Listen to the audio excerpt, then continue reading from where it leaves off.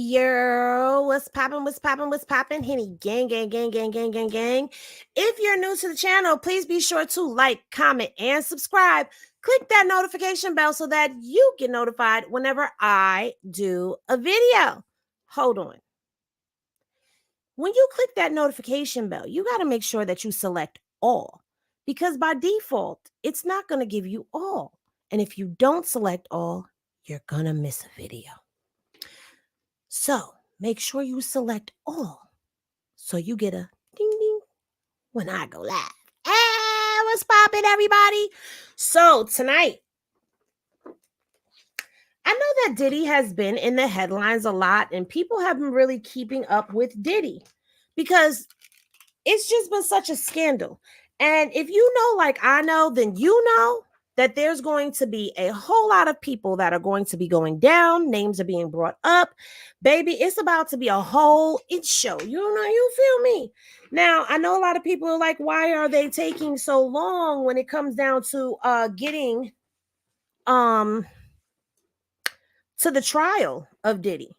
It's the feds, baby. They take their time. They got 3 years to expose him, to take him to court. Okay, got 3 years to conclude this thing. The feds do not move like the state does. The feds slow walk themselves. That's why they say it's very hard to beat the feds, because when the feds come and get you, that means they know that they know that they know that they know that they know that they know that they know.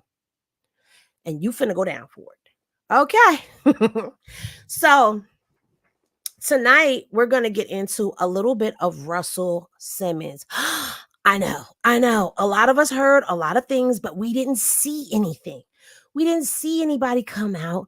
We didn't see anybody do, any suits against him, but we knew it was coming because he ran to Bali. And the case was a Jane Doe case. Now, I will say this. I did not see the Jane Doe case. The Henny PIs are on it. But we do have a person who is named. And this is an SA case against Russell Simmons, y'all. Child. Now, y'all know how I do. I skim through. I don't read the whole thing because I want to give y'all my honest reactions as I'm reading this stuff with y'all. So if something shocks and appalls me, it's shocking and appalling me for the very first time, y'all. So we're going to get into the Russell Simmons court docs and all the juicy details of it right after this. And I'd be like, why are you so obsessed with me? Did you hear what they just said? Child, a whole mess. Oh, I'm about to spill this Hennessy, and y'all about to sip.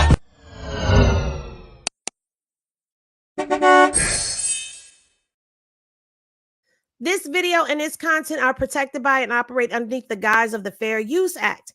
It will be used for criticism, reporting, possible teachable moments, but most of all, my commentary and review. So, hey, YouTube and anybody who gets butthurt, do not come copyright striking my channel because I fight back.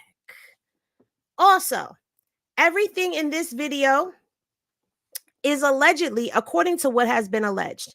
Even if we see them do it with our own 2 eyes, hear them say it with our own 2 ears, or read it in the court docs, it is still alleged because we weren't there, so we have no idea what really happened.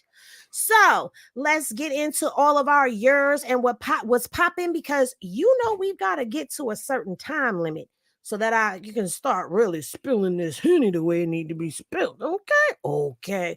So a year and what's popping to LaShonda, what's popping Wilson, what's popping Evelyn, what's popping Jenny from the block, what's popping Miss Poppington, what's popping Miss Teddy B, what's popping Miss Mimi, what's popping Linda P, what's popping Miranda, what's popping Miss TR, what's popping Gold Digger is up in here, what's popping Coley, what's popping Goddess with the scoop, what's popping Edna, what's popping Wilson Vibes, what's popping Nicole, what is popping Miss Thomas, what's popping Tasha, what's popping Miss Pammy, what's popping LaDonna, what's popping Noonjan, what's popping Nina, what's popping Mary, what's popping Heidi B, what's popping Belinda, what's popping Colleen, what's popping Bobby Burnett, what's popping Gigi, what's popping Gracefully Living, what's popping Winnie, what's popping Uniquely, what's popping Paula, what's popping FYSMD TV, That was a mouthful. What's poppin', Nessie Ness? What's poppin', Lily? And let's see, what's poppin', Latrina? I'm gonna do a couple more and then we're done. What's poppin', Leslie?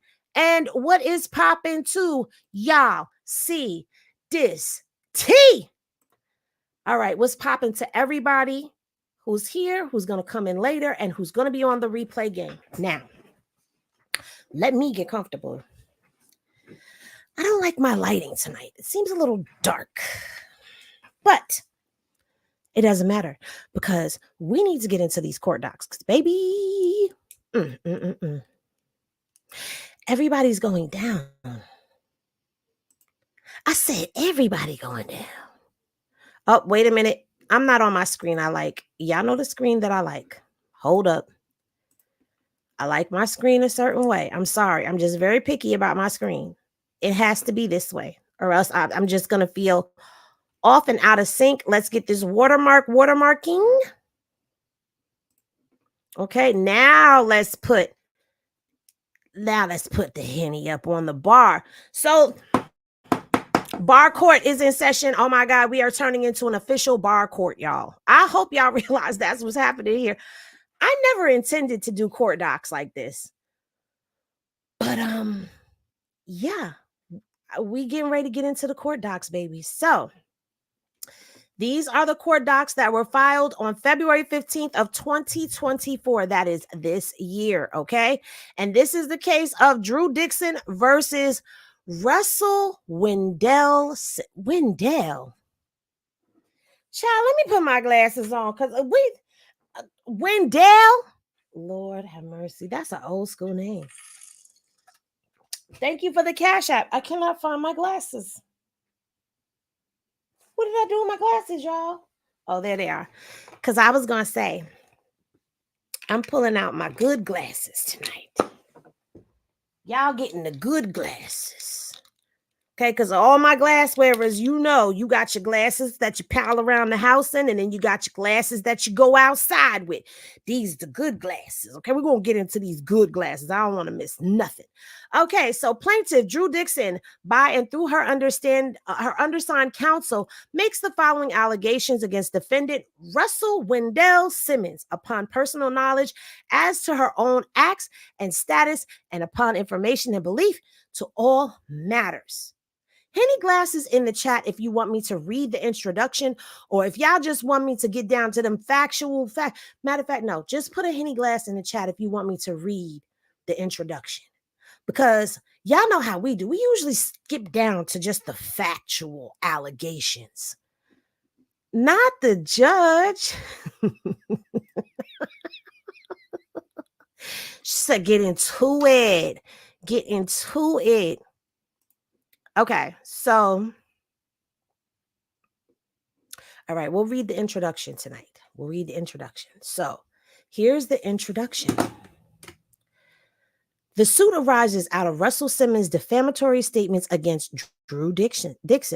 As described below, Mr. Simmons, a rich and powerful music producer, business mogul, and celebrity, essayed and harassed Miss Dixon while she was employed at his record label. On or about December 6th of 2023, Mr. Simmons subjected Miss Dixon to public ridicule, contempt, and disgrace by, among other things, calling Miss Dixon a liar in published statements with the malicious intent of discrediting and further damaging Miss Dixon worldwide. Upon information and beliefs, Mr. Simmons has continued this pattern of defamation, sharing these same false statements with third parties as late as the end of January 2024. Hold on. Let me sit for a second. Hold on. I think this is the Jane Doe girl. I don't know. Don't quote me. But I think this is the girl who was the Jane Doe at first, and now she done came public. I think. I'm going to look into it, and I'm going to get back to y'all, and I'm going to let y'all know. But I think that's what this is.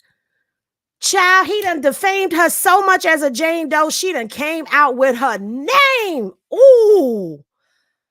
Let me turn this AC on. Baby Paula, Paula, she said, I thought he was in Bali since the pandemic started. Buki. Don't skip ahead. We gonna get to Bali. We gonna get to the get down, okay? But he been making statements. All right, so here are the factual allegations, background, and Mr. Simmons' essay on Miss Dixon. Child, let me hit the vape real quick. Because we finna go back into time. We finna go back to 1994. Why is everything... Diddy's last case was in 1994. Child, the 90s, boy. Miss Dixon, a producer, writer, activist, entrepreneur, and former AR executive who conceived I'll Be There For You, You're All I Need by Method Man and Mary J. Blige, executive produced the show soundtrack and spearheaded the recording of iconic songs like American Boy, Estelle featuring Kanye West, My Love Is Your Love, Whitney Houston, Maria, hey, she remind me of a West Side Story, Carlos Santana, A Rose Is Still a Rose, Aretha Franklin, Nobody's Supposed to Be Here, Deborah Cox, and many more. Child, who is this lady? Wait a minute, we got to take a pause. I got to go look her up. We got to look up Drew Dixon. Hold on. Come on, Drew. Who are you? Oh, okay. Wait a minute. Okay. She said, oh, she the truth. Okay, this is why I'm like, who are you? We got to know the people. We want to know. Okay, Drew. Okay, let me share with y'all who Drew is. This is Drew Dixon right here, y'all. Lady, you is the bomb.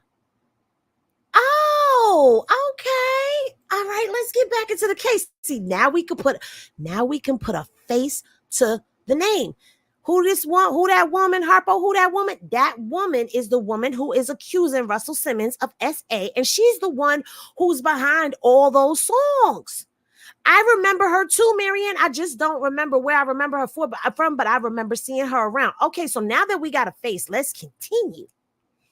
In 1994, she was 23 years old. Miss Dixon began working her dream job as director of A&R at Def Jam. But Miss Dixon soon became the victim of persistent, nightmarish, sexual harassment that accumulated into a violent SA by the man she once admired and to whom she reported directly, music mogul Russell Simmons, her boss. Wendell, what you doing, Wendell? Okay, we got to get comfortable. All right.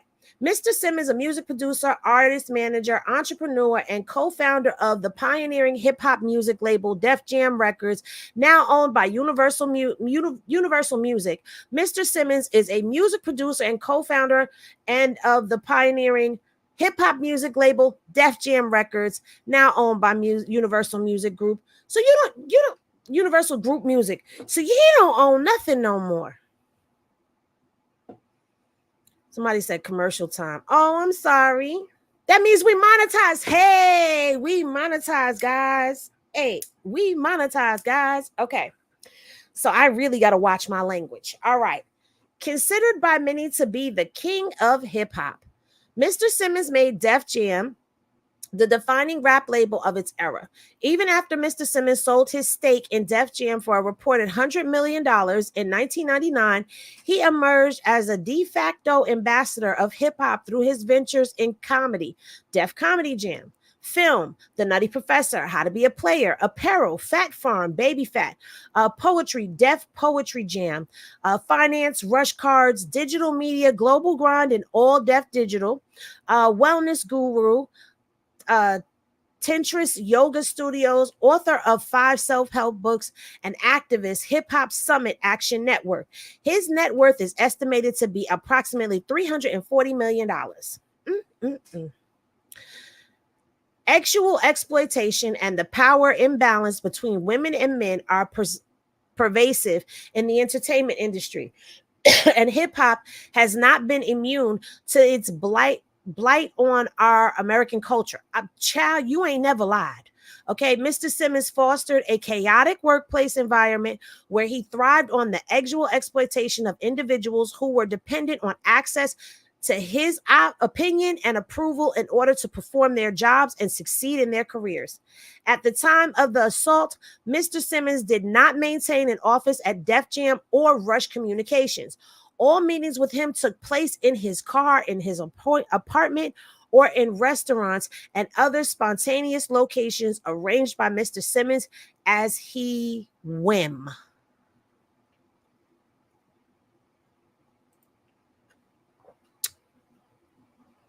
And we sip.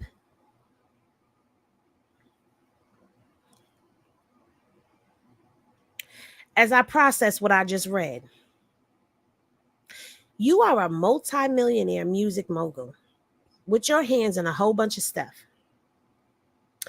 You sold your company, but you telling me you couldn't get a meeting place for us to meet up at? We got to meet in restaurants and spontaneous locations, in your car, in your apartment.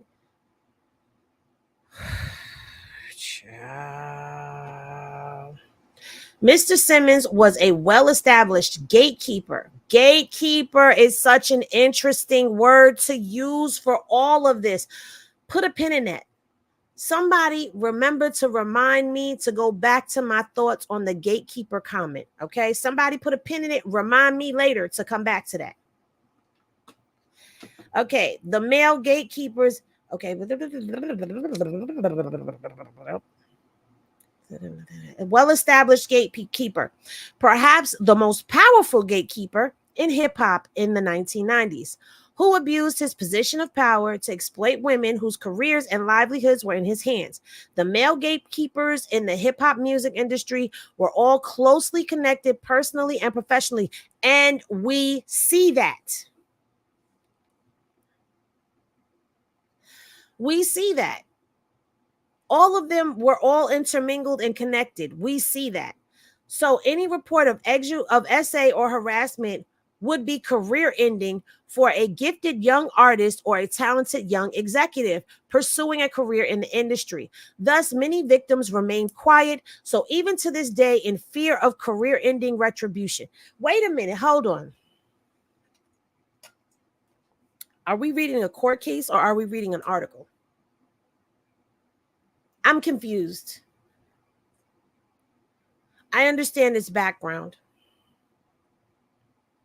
but these are some very powerful statements and things that need to be made public. Anyway, Miss Dixon is one of many women who, while pursuing a career in the music industry, was disrupted, derailed, and damaged for the rest of her life as a result of her horrible experiences at the hands of Mr. Simmons. Mr. Simmons' actual advances towards Miss Dixon started right away when she became employed at Def Jam.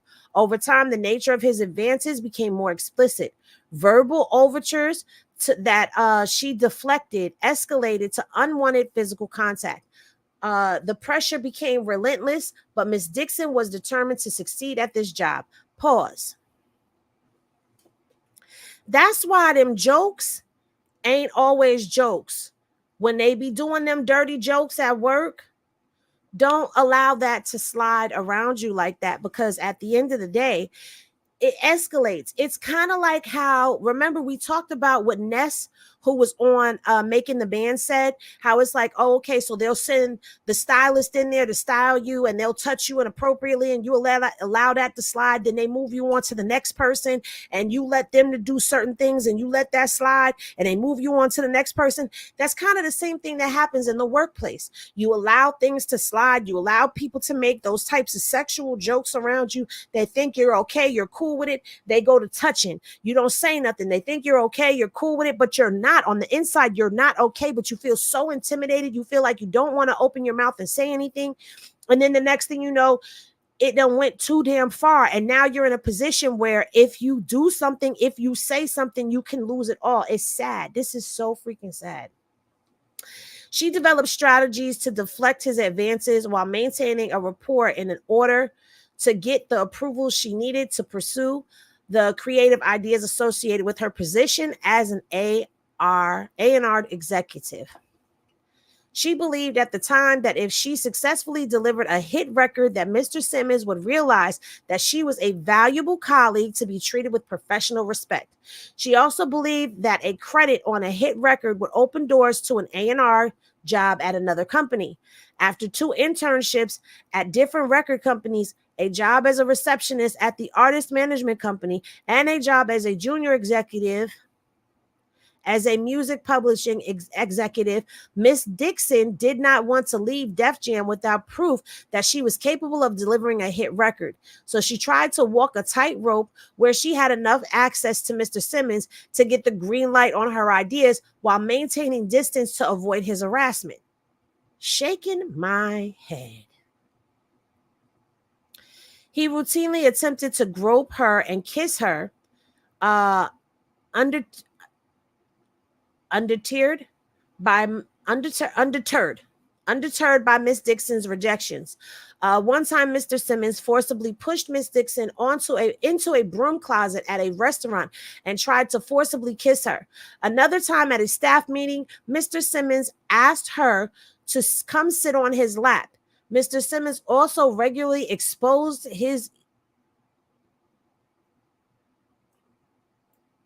to Miss Dixon and talked about how much she turned him on. He would at times apologize for inappropriate behavior and have interactions with her that were completely appropriate.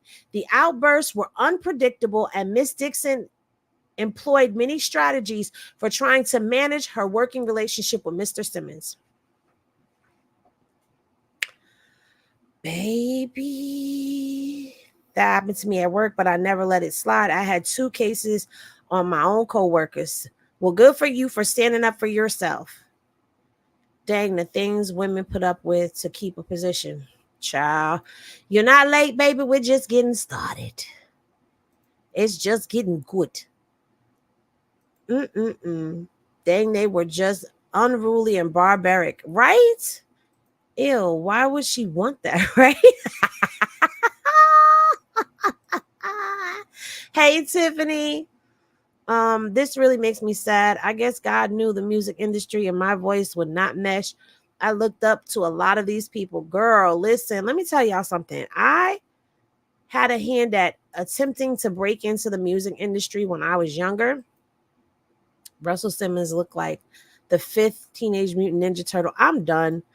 And it never really got far, because even at the lower level, they try to do things to make you do things to get, you know what I mean? Like, child, this is just horrible.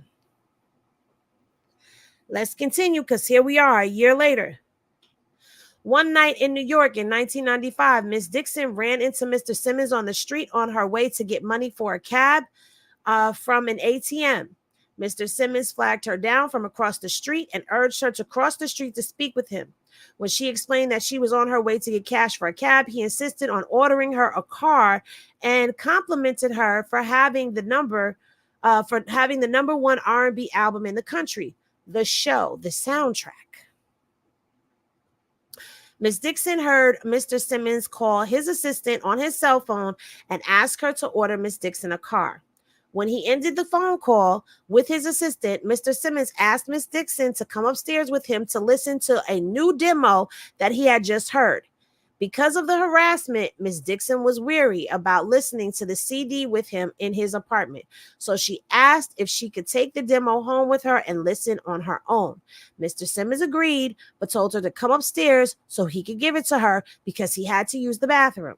When they got off the elevator, Mr. Simmons indicated that he had to use the restroom badly, so he walked away from her while yelling directions to the CD player, where he said she would find the demo. Miss Dixon relaxed when Mr. Simmons left her alone and followed his instructions to find the room with the stereo system. Where Mr. Simmons had informed her she would find the demo still in the machine. When Miss Dixon opened the CD tray, it was empty. Oh, no. I was hoping that wasn't going to happen.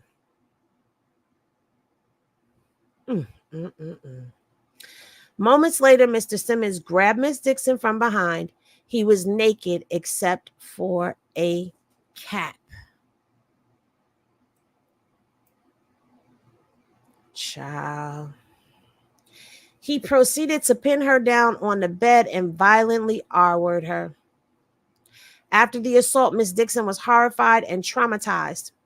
When she reached home, she turned on her shower and laid down in the tub, fully clothed, and began to cry. Her friend who was staying with her came in the bathroom to find out what was wrong. Miss Dixon immediately told her friend that Mr. Simmons had R-worded her. He raped her. Child, this is terrible. She also told other friends about the assault, several of whom were already aware of Mr. Simmons' continuous pattern of sexual harassment against her. She did not report it to the police out of fear of retribution for telling on the king of hip hop. After surviving the assault but unable to continue to work in the same space with Mr. Simmons, Ms. Dixon submitted a handwritten letter of resignation and left Def Jam. Jeez Louise. The 90s was a mother, wasn't it?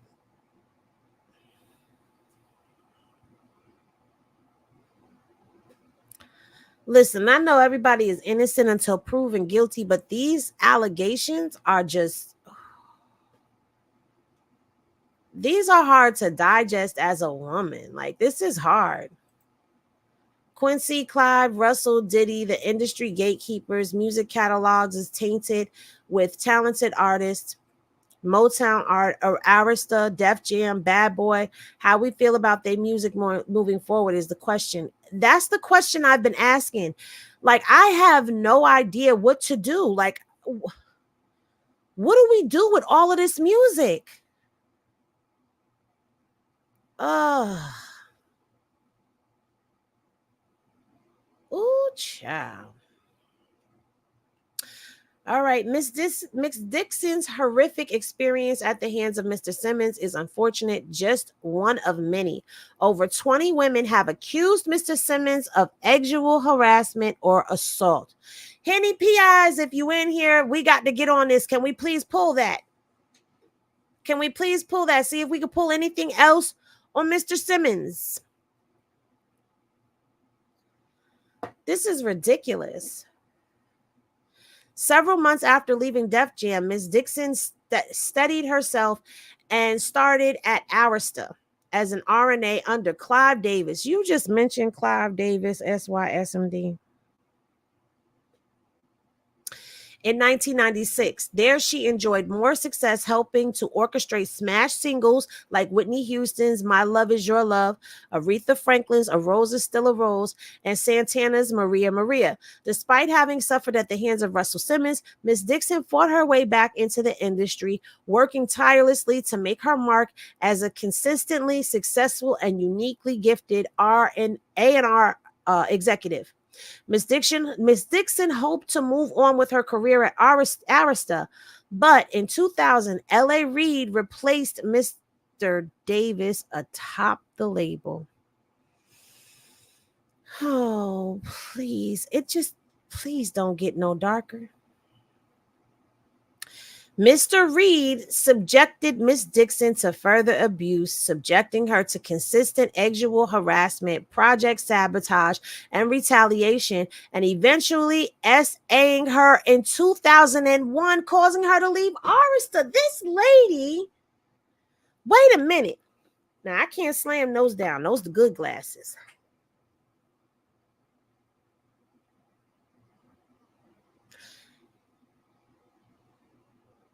She was SA'd by Russell Simmons and L.A. Reid.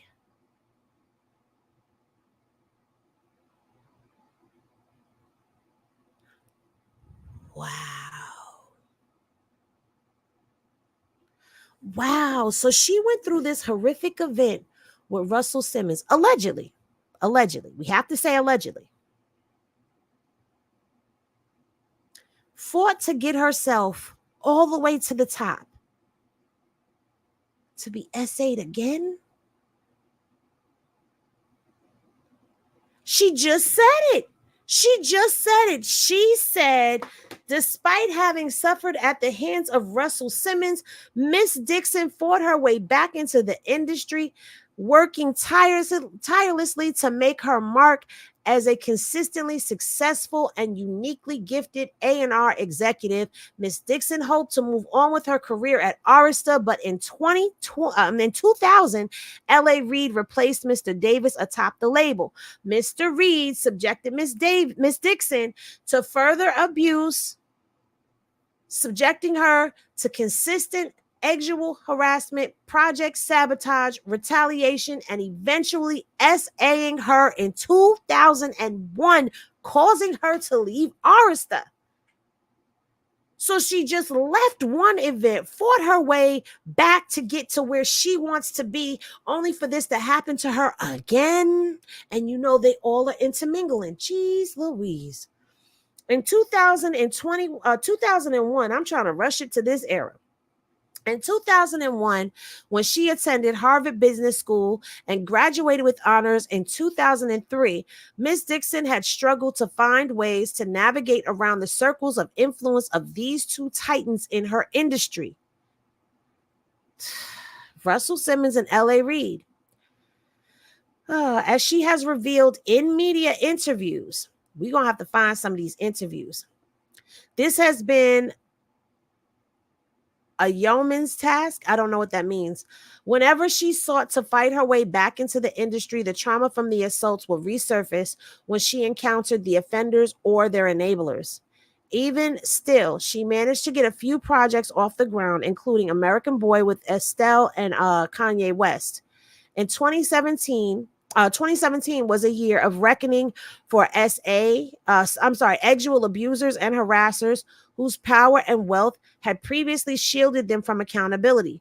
The Me Too movement exploded onto a global phenomena, and seemingly untouchable people in power suddenly found their past actions catching up to them. In May of 2017, Sony and Epic Records parted ways with Mr. Reid after an assistant at Epic Records accused him of sexual misconduct. In November of 2017, Russell Simmons and filmmaker Brett Ratner were accused of teaming up and engaging in sexual misconduct against model Carrie, I don't know how to say her name, Colson something. Henny PIs, can we pull that? Also in November of 2017, the award-winning screenwriter Jenny Lumet published a first-person account in the Hollywood Reporter of being violated in 1991 by Mr. Simmons. We need this. I know that this is a lot to ask of you guys, the Henny PIs. I know it's a lot to ask of you guys, but if y'all can catch this stuff, matter of fact, we'll convene. We'll have a meeting. Ooh, this is a lot. Also, it was a watershed moment for Miss Dixon, bringing to the fore a bundle of memories that she had worked hard to bury. The foyer. Miss Dixon appreciated that Miss Colliers and Miss Lumet's decisions to speak out against Mr. Simmons must have been excruciating. Why can't I read right now? Okay, what does that say? Oh, can we push that? Wait.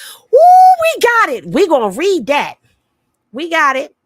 Okay, on December 13th of 2017, the New York Times posted an extensive story on Mr. Simmons, which featured Miss Dixon. In each case described in the article, numerous friends and associates confirmed that they were told of the incidents at the time of the assault several years prior. In 2020, a documentary was released featuring Miss Dixon as the main subject and several other survivors of Mr. Simmons called On the Record, which is currently streaming on HBO Max. Oh, really? I might have to break down and pay for my HBO Max again because I stopped because I don't really watch TV like that. After coming forward about the abuse she suffered, Ms. Dixon has worked tirelessly to assist other victims and survivors of abuse.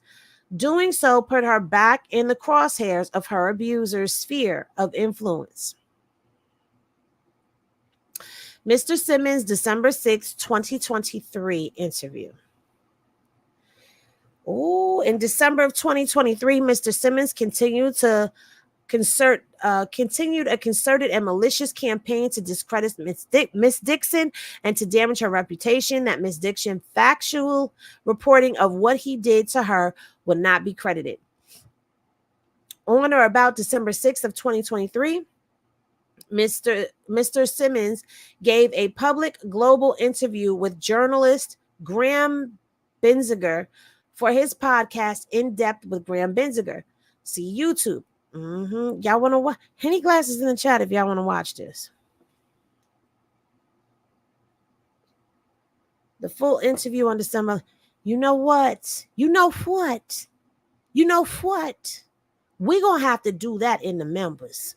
We're going to have to do the read of this in the watch of this in the members. But I'm going to pull this up.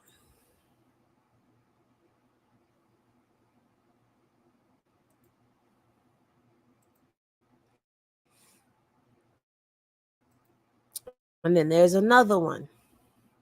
See, I like when they have the links that work. When they have the links that work, it makes it so much easier for things to just, All right. In this interview, hold on. In this interview, Mr. Simmons made the following public statements. If you slept with as many people as I slept with, thousands, and we're talking about 6 people,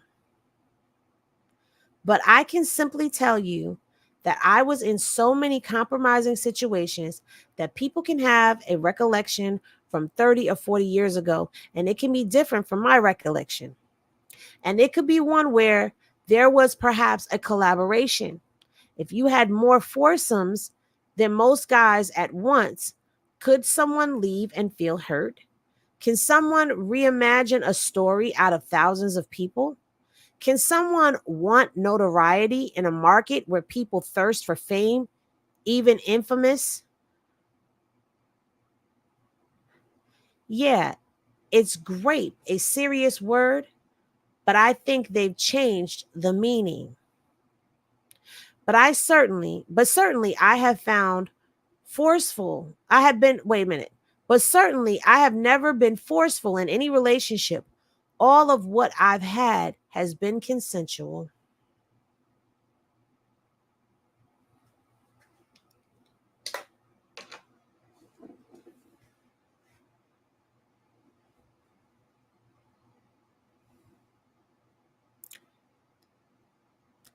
Changed the definition?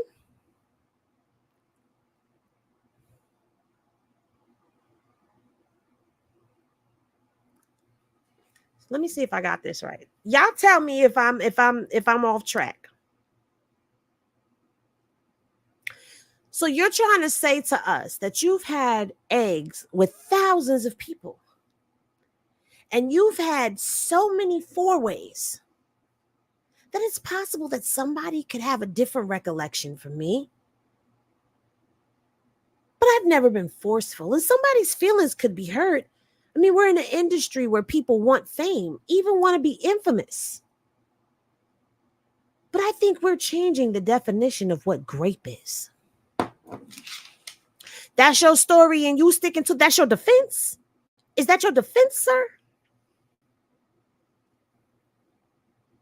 Why does it still shock me when I hear their comebacks and clapbacks for the excuses that they use to try to get away with the stuff that they've done? This is just insulting. Mr. Simmons' statement explicitly targets 6 people who had publicly accused Mr. Simmons of sexual assault. So out of the thousands of people, you're saying it's just these 6 people. Well, that's not true.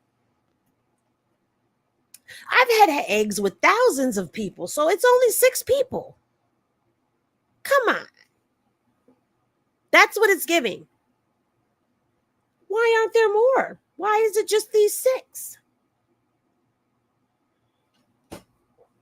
Child. Mr. Simmons of Mr. Simmons of sexual assault, which necessarily includes Miss Dixon. Mr. Simmons made his defamatory statement knowing full well that Miss Dixon was one of the 6 people who had publicly accused him of SA. Indeed, Mr. Simmons' statements incorporated by reference Miss Dixon's public statements made in 2017 New York Times article and in the 2020 On the Record documentary that Mr. Simmons had essayed her. A reasonable reader or viewer would conclude that Mr. Simmons' statements were of and concerning. Yes, the hell they were of concern and are very much concerning. And we're conveying facts about Miss Dixon. In their full context, Mr. Simmons' statements have the effect of accusing Miss Simmons and the 6 people's accounts of lying about being essayed by Mr. Simmons, that their recollection of the assault did not match his, and embedding a false statement of fact that Miss Dixon lied about her account of the assault, being that she left and felt hurt or thirsted for fame, even infamy. They said infamous, but infamy sounds better there, so I put infamy there. Really? In their full context, Mr. Simmons' statements have the effect of accusing Miss Dixon and the 6 people of changing the meaning of grape in order to level accusations at Mr. Simmons. Nobody's changing the definition. If you force somebody and somebody says no after no, it's grape. Anything after no is grape. I'm going to say that again for the ones in the back who don't understand. Anything after no is grape.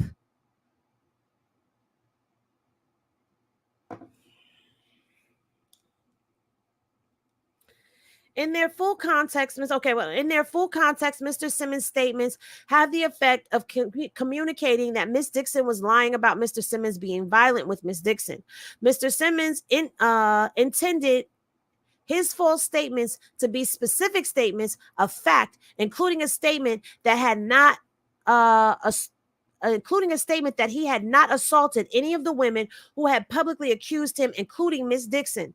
Mr. Simmons' false statements were broadcast around the world and were reasonably understood by those who heard them to be specific factual claims by Mr. Simmons. God dang it, I couldn't get it out. That he had not actually abused Miss Dixon, and that Miss Dixon was a liar who was seeking fame. Child. Mr. Simmons also bestressed his accusations by directing the interviewer to call Oprah Winfrey, an executive producer of On the Record, who he claimed pulled her endorsement from the project at his urging in December of 2019 through January 2020. She pulled her. Oprah.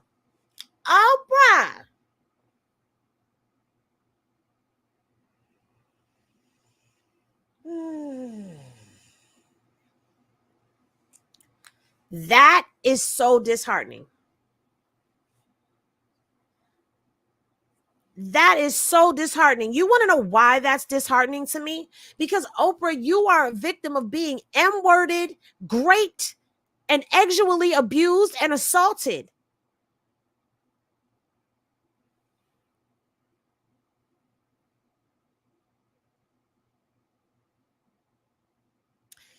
He directed the interviewer to call Oprah Winfrey, an executive producer of On the Record, who he claimed pulled her endorsement from the project at his urging. I want to know why she pulled it. Because at this point in time, we ain't talking about broke Oprah, who had started out a long time ago. Heavyset Oprah with the big bang and the big hair. No, we ain't talking about her. We talking about thin Oprah, who got millions of dollars back in 2019 and 2020. She had more than enough money. She was a female mogul. How does this man persuade you to pull your endorsement on a show that's talking about SA allegations against the men of power, and you're a victim of that.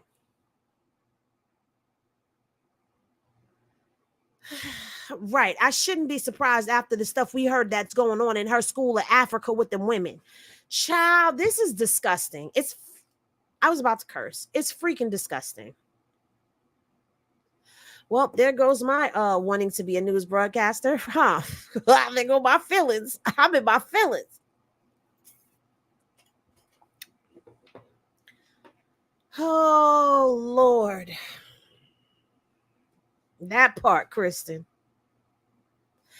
If that's not very obvious now, if it's not very obvious that there are people that are playing behind the scenes, it's very obvious right here. But I'm going to tell you something, okay? The real ones who be doing that, who are behind and pulling all the strings behind the scenes and all of that, they're closing the curtains on the African American. The Negroes are getting too powerful. Let's pull that all down. Oh, Lord. Okay. He has continued in his campaign to discredit Ms. Dixon, referring to the main accuser from on the record and calling her a liar for making the account of the assault public. Defamation that started in December of 2019 has continued until this day. This defamation has reached all the way up the ladder to the pinnacle of the leadership circle, not only including Miss Winfrey, but other founding board members of Time's Up, including some of our nation's most powerful women spanning industries from business to politics to entertainment. And this defamation has exacerbated and the paralyzation of Ms. Dixon. This defamation has exacerbated the paralyzation of Ms. Dixon professionally,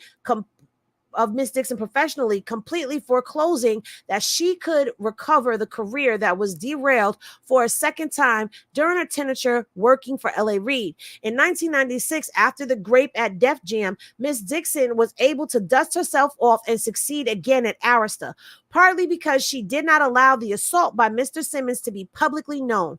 By casting aspirations on her credibility publicly among the powerful cohorts of fellow moguls, Mr. Simmons has made it impossible for Ms. Dixon to make a living at a level commensurate with her expertise, track record, and training.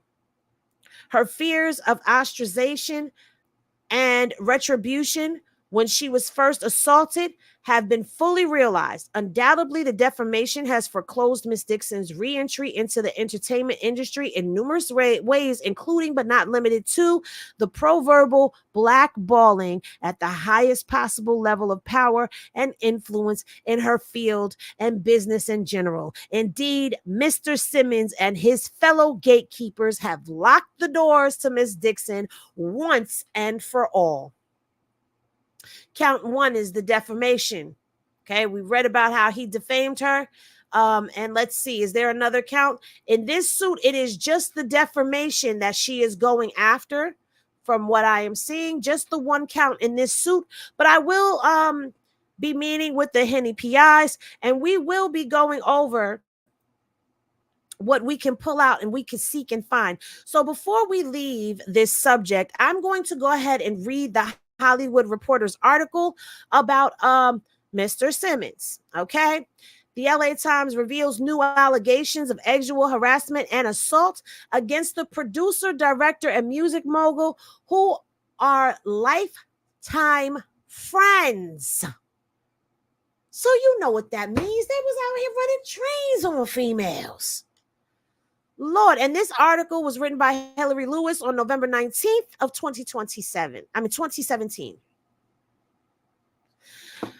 Simmons and Brett have been accused of teaming up to allegedly sexually harass and assault women, according to a new report in the LA Times. The Times, which on November 1st reported that 6 women, including Olivia Nunn and Natasha Henstred, claimed that Ratner sexually harassed and assaulted them, reportedly Sunday, on new allegations against Ratner and revealed that longtime friend Russell Simmons allegedly engaged in inappropriate behavior with the director and producer. One woman, Carrie, I can't say her name, claims that she was a 17-year-old fashion model.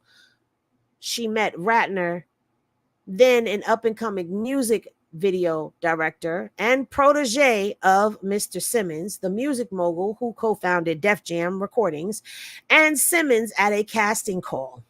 After dinner one night in 1991, they took her back to Simmons' apartment,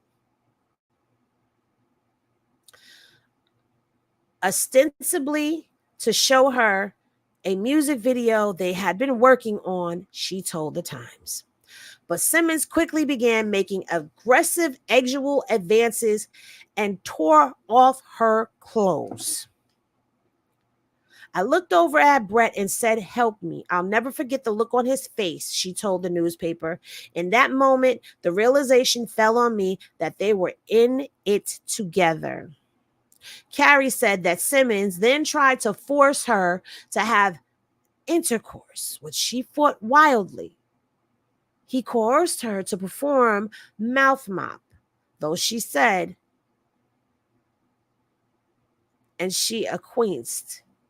While taking a shower, she says Simmons walked up behind her and briefly penetrated her without her consent. She jerked away and then he left, she says, saying the experience, it hurt so much.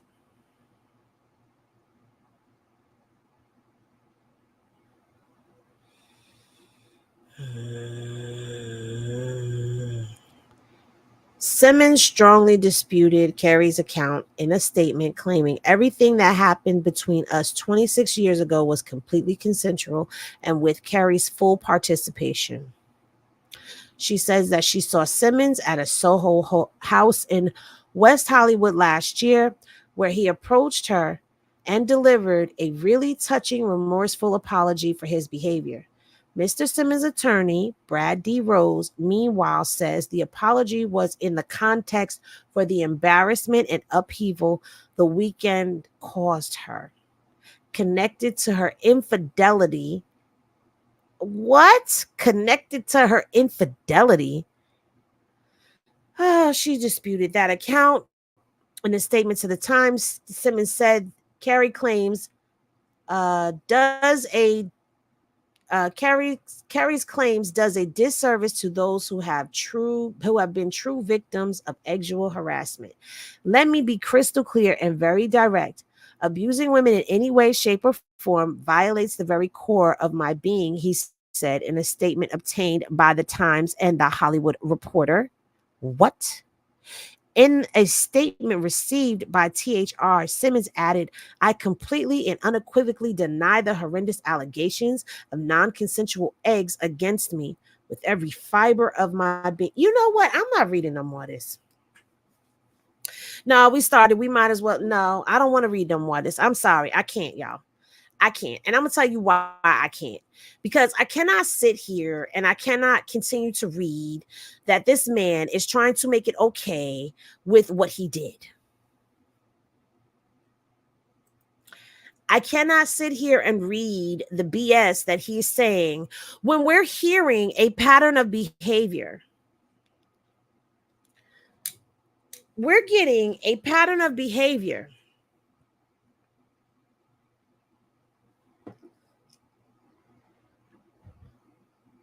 And this pattern of behavior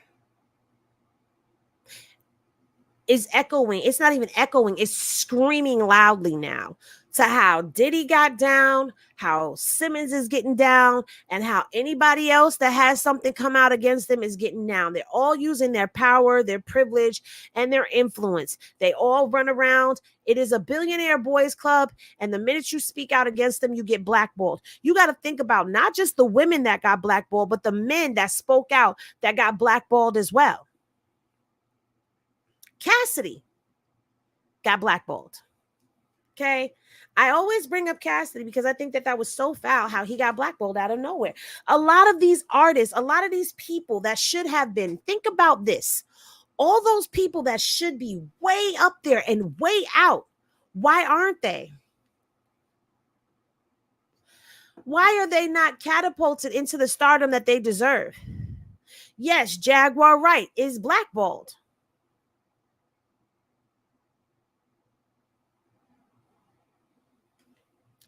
Thank you for the super chat, Cat Eyes.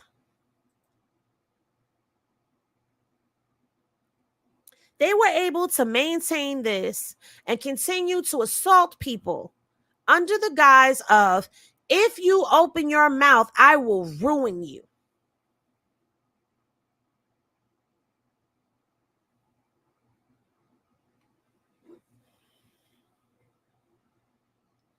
There's no way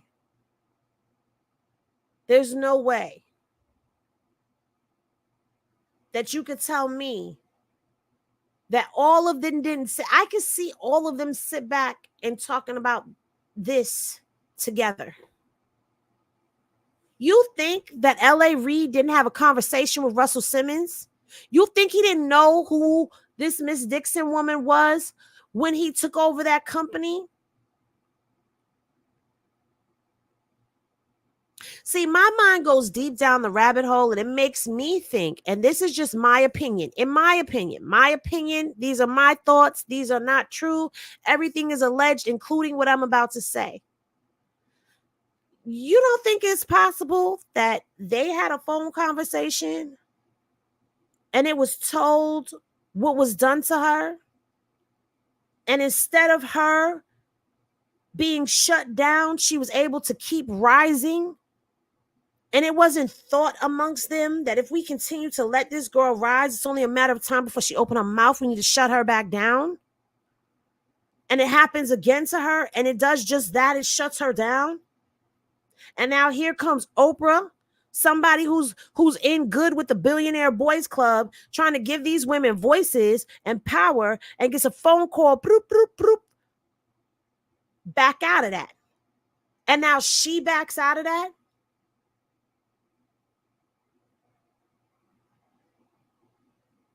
I'm waiting to hear some allegations come out against some of these big time. I want to. Let me shut up before I get myself in trouble, because this is YouTube. This channel is already in enough trouble. Y'all know my channel probably stay in fucking trouble. I'm never in the algorithm like I used to be because of the things that I am now talking about. But it's okay, because I will get up there. I will not shut up. I will keep bringing all of this stuff to the forefront, because this is wrong. On every level, this is wrong. And I'm going to keep going back to this when we start talking about these cases. These are people that we looked up to.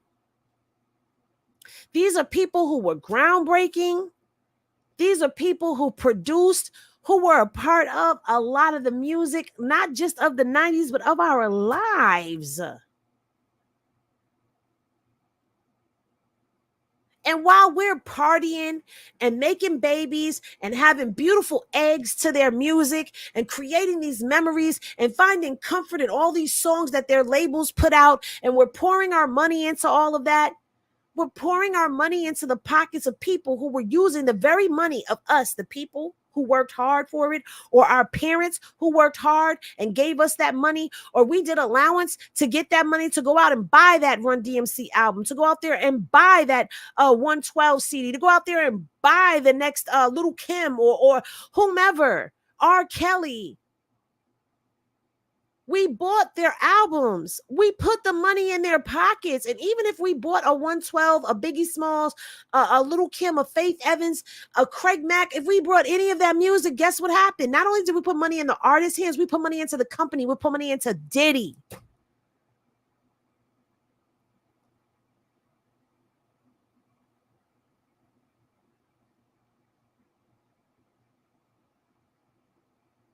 And I think more people should be outraged about this. I think more people should feel a way about this. Because if it wasn't for us pouring our money into this, they wouldn't have had the money and power and privilege that they had to be able to do the things that they're doing. So I don't know about you, but for me, I kind of feel third-hand remorse for them, or second-hand remorse, or however many hands remorse removed. That's what I feel. Some of the best baby making music is in the 90s. Damn it.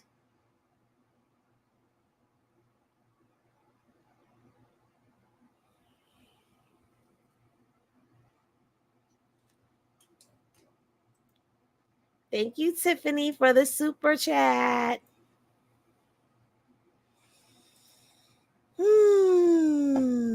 Mary said, I think we should get all our money back and then some. Child, we should all do a class action lawsuit. I'm telling you.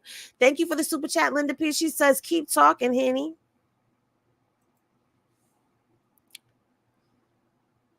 I don't know. This is very disheartening. And the sad part about this is Russell Simmons is considered to be one of the founding people of hip hop. That's why he's considered the king of hip hop. I'm disgusted. I'm just so disgusted. Each time we come across some new information and I'm like, I get that email, hey, Henny, found this, read this, blah, blah, blah, blah, blah.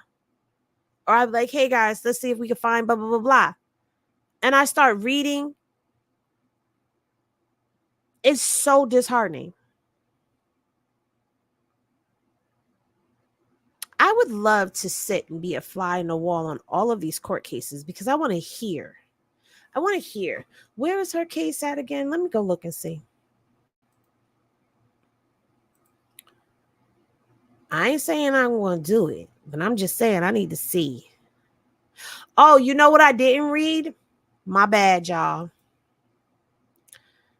My bad. You know what we didn't get into? We didn't get into how he got served, remember? Because he's in Bali. I knew I was forgetting something. This was going too soon. So let's get the screen back how it was. And let's get into how he was served because there's an account of how he got served. And this is his proof of service. Let me make sure that we're looking good over here in the okay, we're looking perfect over here. Looking perfect. Let me get my screen. Let me get my chat back up. All right, let's get into this because this is the proof of service, which means that he got served. Affidavit of service of initiating papers.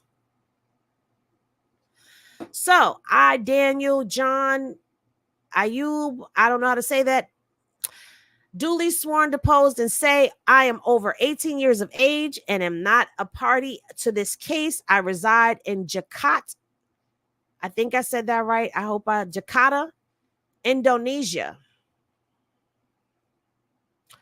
On March 5th, 2024 at 1:55 p.m., I served the following attached papers on the defendant Russell Wendell Simmons, the complaint, the summons, and the notice of commencement. The address of the place where the papers were served, blah, blah, blah. Okay, let's go there. Okay. He says, I served the papers in the manner indicated below by delivering a true copy of each to the defendant personally.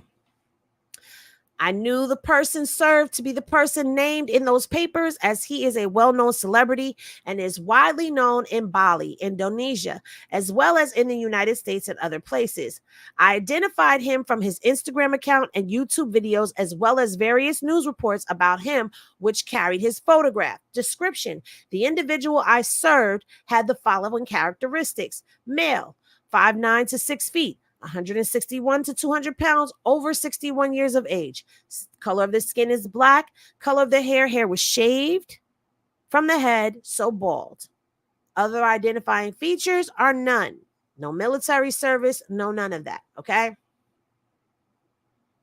So here we go.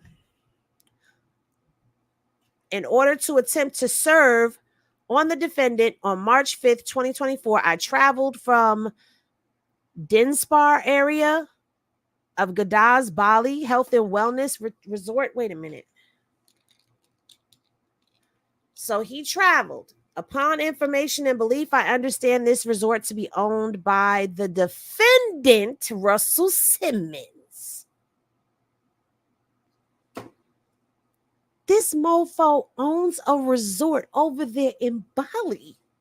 The fuck out of here. I ain't hear nothing about LL Cool J, Mary, so I can't speak on that one.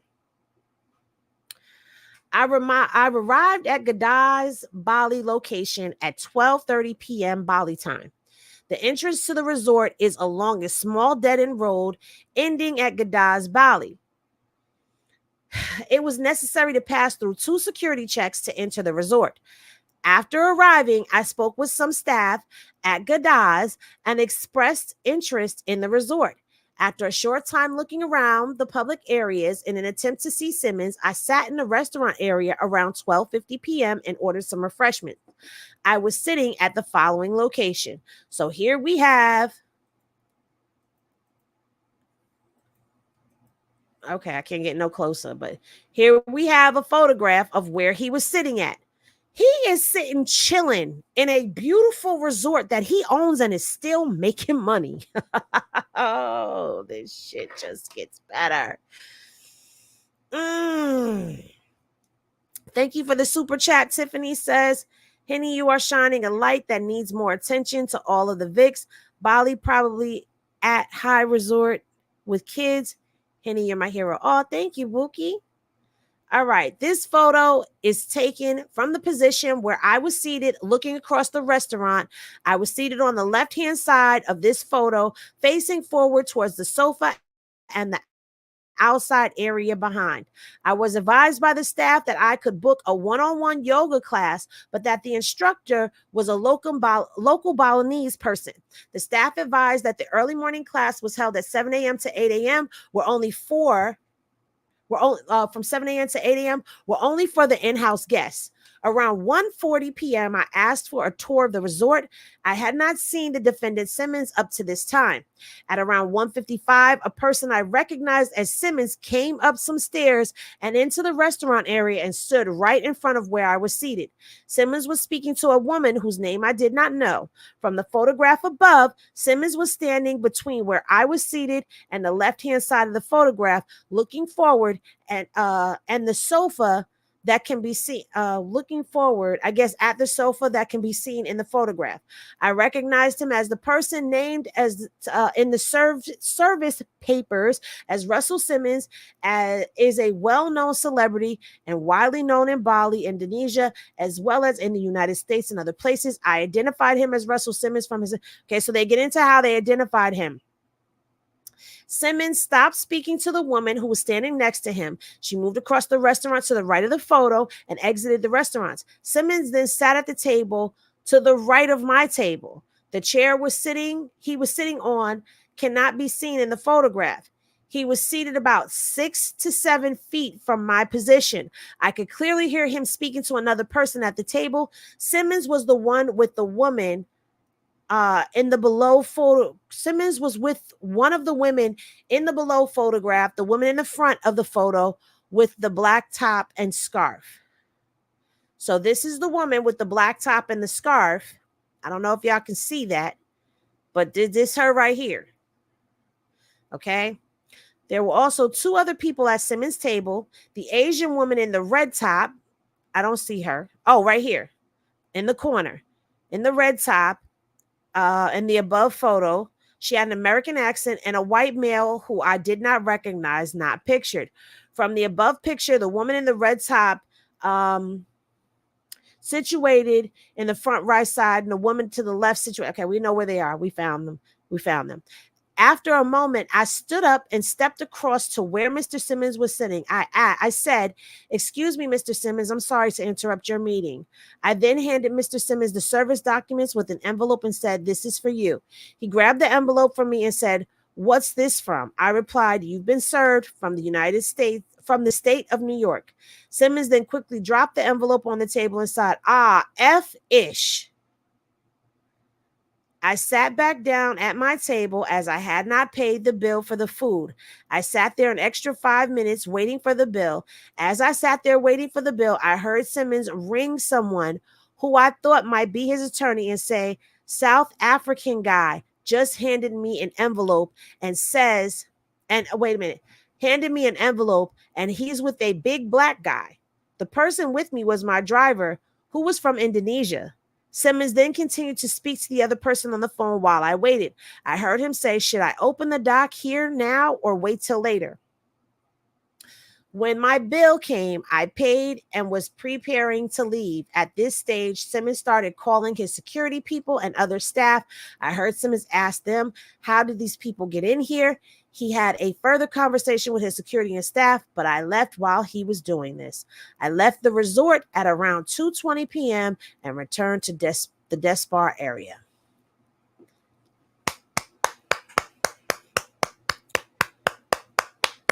Child, kudos, because you that was some real covert ops mission. Okay, Henny, you're doing a great job covering this info. This helps me understand why his brother walked away from the industry. Thank you for the super chat. Absolutely. It also helps me to understand why he and his brother are no longer close like they once were.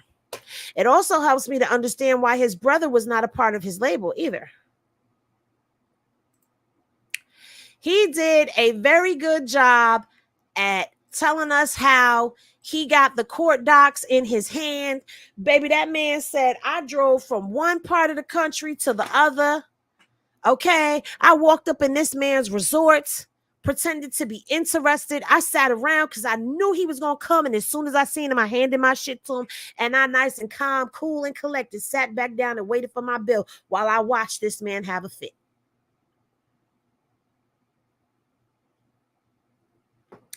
Yes, very much. Shout out to my PIs. Woo, woo, woo, woo.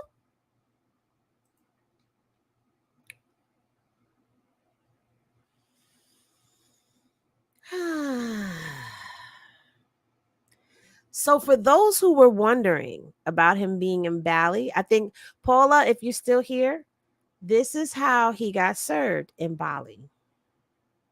He is most definitely still out there.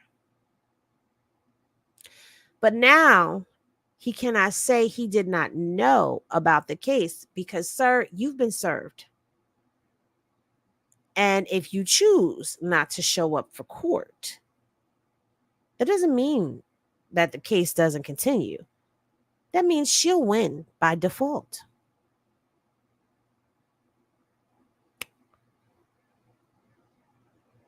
Baby, let me just take a moment to say this. Y'all don't know who the Henny PIs are.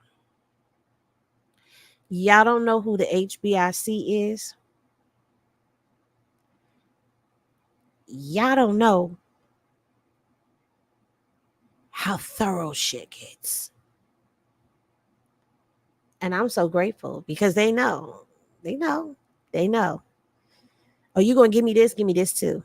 And this, and that, and that. And it's wonderful. And to be privy to our conversations, I love this shit. I love this. I love reading the court docs. I love putting the pieces of the puzzle together, even though this is disheartening.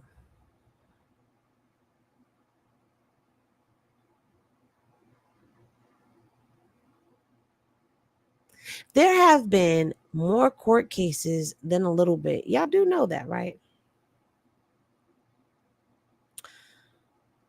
And there's more to come. There's more to come. This is not done. We are on we almost at the halfway point of this year. June will make 6 months. And in these 6 months, it has been a year. We got 6 more months to go.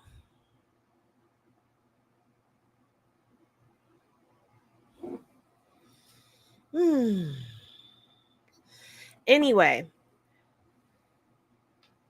we will keep an eye on all of this, let you know when they go to court, if they go to court, how this plays out, and all of that. But there's way too much information coming out telling us about all this stuff that is going on. I guess we need to get ready to probably throw away the 90s as an era.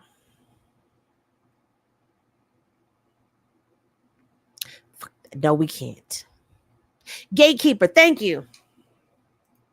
Thank you. Thank you, thank you, thank you, thank you. Aw. Don't forget the gatekeepers. I know. Oh, thank you, Edna. You always call me that. You always say that. Investigative journalism, baby. It's a group effort. Gatekeeper reminder. Thank you for the super sticker, Elsie.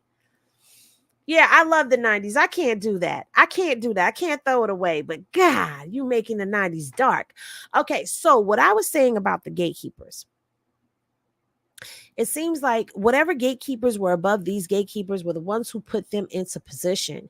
And because they were put into a position, I believe that all of these people who are being exposed now were set up. I'm sorry, I do. I believe that they were set up. They were put into play like little chess pieces, and they got too big for their britches. And now those people who enabled them are now exposing them. But I would love to know who's going to expose the real gatekeepers. I want to know if all of that is going to come out when Diddy goes to court. But if you notice something, you go back to Jeffrey Epstein and how he mysteriously was unalived in the MCC. I believe it was the MCC. Don't quote me on that. I might be wrong. But who was he going to tell on? Who was he going to tell him? Because he had to be silenced. You know that's why he was unalived, because he needed to be silenced.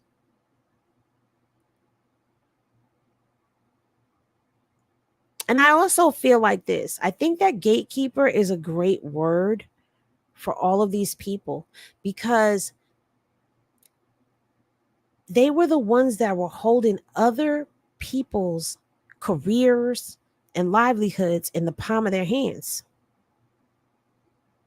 But I would love to see some of them start to expose some of the other ones. Because this is a lot bigger than just R. Kelly, Diddy, Russell Simmons, and anybody else that's about to come out. Even little Diddy cakes. You know, spicy lemmy zest falls into all of that because he was hobnobbing with Diddy as well. So as things began to become more public and things come more to the light, don't be surprised at who gets exposed next. I keep hearing this. I keep hearing that they had and still have a God complex. They do. Follow the money. That's why I said, who's above them? But this has been very good and very juicy. I enjoyed spending time in space with you guys. And you know what I say. When you rest, rest well. And remember that love is always love. And I love y'all. I really do. I love and appreciate each and every one of y'all. Shout out to the Henny Gang that's here live. Shout out to the Henny Gang that'll be on replay. Shout out to the new members or new subscribers, because we are going up. We are above 6K right now. And we just keep getting stronger. Y'all can share up the video. Please share the video up. You know, go to your IG, take a screenshot, take a screen recording of the video, drop the link, get the word out there, because they're being exposed and we might as well go ahead and chat about it. All right, everybody, that'll be the